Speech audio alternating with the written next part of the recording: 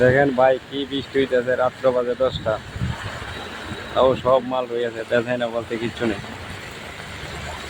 দেখেন কি অবস্থা বৃষ্টি, এই বৃষ্টিতে ভিজে ভাই মাল বেচতেছে।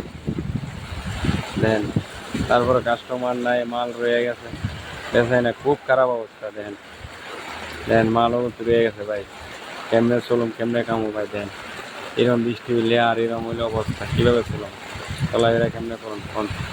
দেখেন কি অবস্থা বৃষ্টি, জুম তারাকা বৃষ্টি হইতেছে।